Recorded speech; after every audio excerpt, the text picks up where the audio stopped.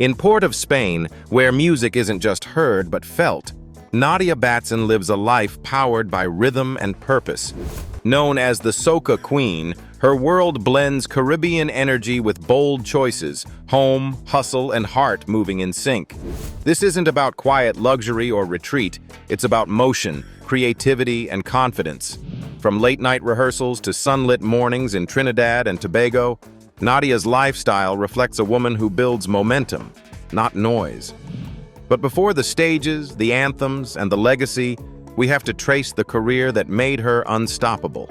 She grew up as the eldest of 3 siblings in a household where creativity wasn't encouraged. It was lived.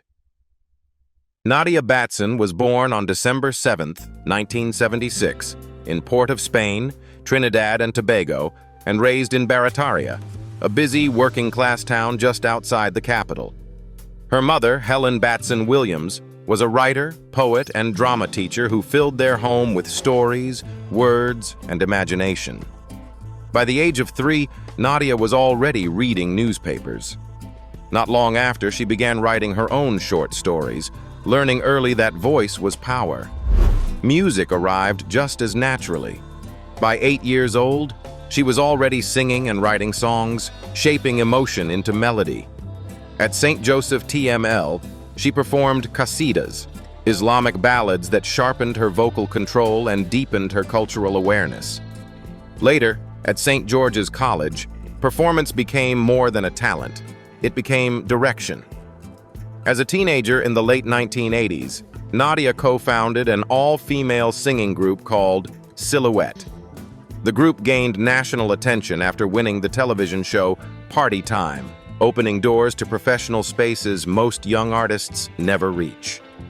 By 17, Nadia was already working as a professional singer, but not always at the front of the stage. Instead, she built her foundation quietly. Throughout the 1990s and early 2000s, Nadia became one of Trinidad and Tobago's most in-demand background vocalists. Her voice appeared behind countless hits, while her pen shaped some of the region's most memorable songs. She wrote Somebody's Sleeping in Your Bed for Michelle Sylvester, a track that helped win the first groovy Soca Monarch title. She followed with songs like Duddy for Blacks and Expose for Antigua's Tizzy, which went on to become a global soca hit. Long before she was widely seen, her work was already everywhere. Her growth continued on stage as part of Andre Tanker's One World Contraband Band, where she remained until his passing in 2003. The experience refined her live performance skills and deepened her respect for musicianship and ensemble work.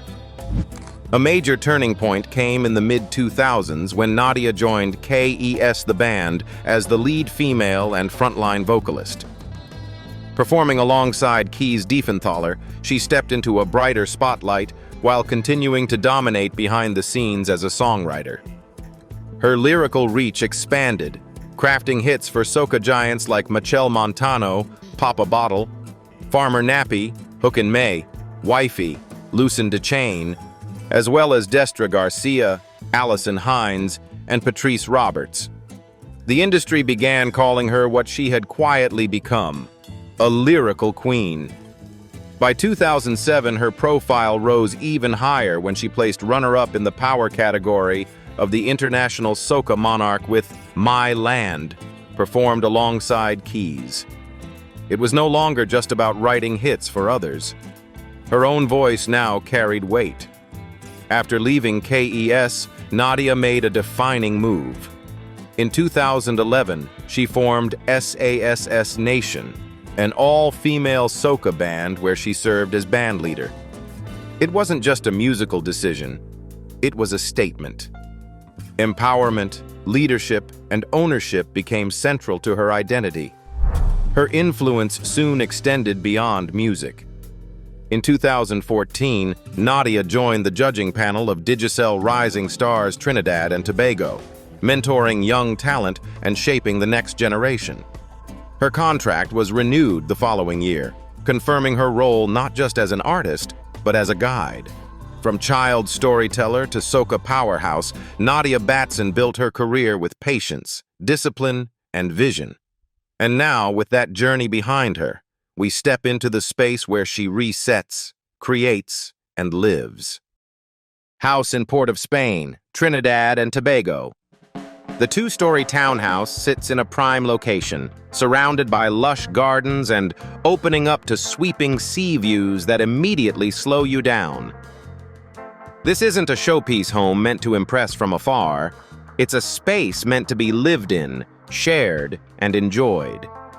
On the ground floor, everything flows.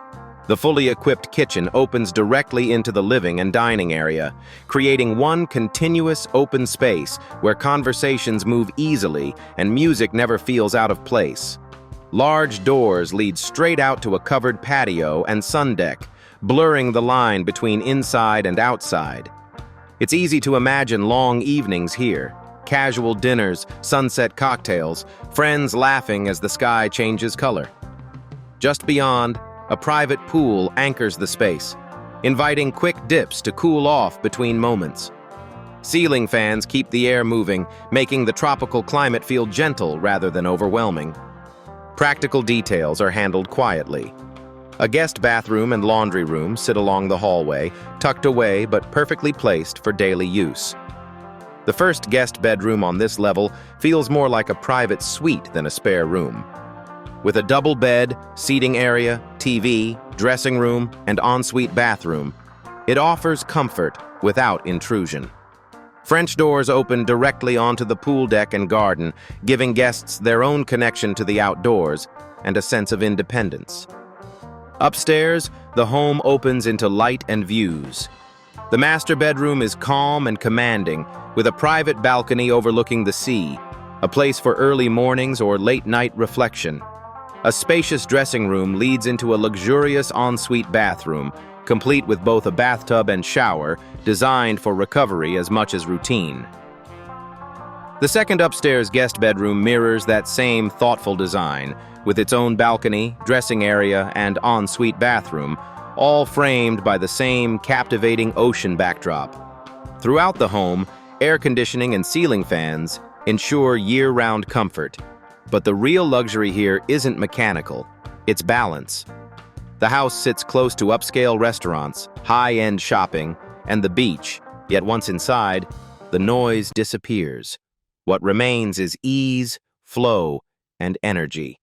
And with that lifestyle in place, the next question naturally follows. How does that energy translate into income? And what does success really look like for Nadia Batson today? Income and net worth. There are no publicly verified net worth figures from major financial outlets, and that in itself says a lot. Soca, unlike pop or hip-hop, doesn't operate on global chart dominance or massive label payouts. Its economy is built on energy, presence, and performance. The strongest pillar of Nadia's income comes from live performances and touring. Carnival season remains the engine of soca economics, and Nadia is in high demand, from Trinidad and Tobago to diaspora events like Carnival Miami and international festivals across North America and beyond. These performances, both during Carnival and throughout the year, form the backbone of her earnings. Her music catalog also contributes steadily. Songs like So Long, Fat, and Market continue to generate revenue through sales and streaming platforms. With roughly 95,000 monthly listeners on Spotify, streaming isn't her main driver, but it provides consistent long-term royalties that extend her reach well beyond the stage. Nadia has also stepped into brand partnerships, serving as a brand ambassador for Digicel Trinidad and Tobago, among others. These collaborations reflect alignment rather than volume, brands that connect with Caribbean culture and community rather than global mass marketing. Another important stream comes from band leadership. As the founder and leader of Sass Nation, Nadia earns not only as a performer, but as a producer and organizer. Performances, appearances, and related projects tied to the band add structure and ownership to her income, control that many artists never achieve. And when income is rooted in community and culture, the next chapter becomes clear. How does she give back? Philanthropy. As her career grew, so did her sense of responsibility to the communities that shaped her. That belief became action through the Nadia Batson Foundation, a personal initiative focused on supporting underprivileged children and families across Trinidad and Tobago. Education sits at the heart of her giving.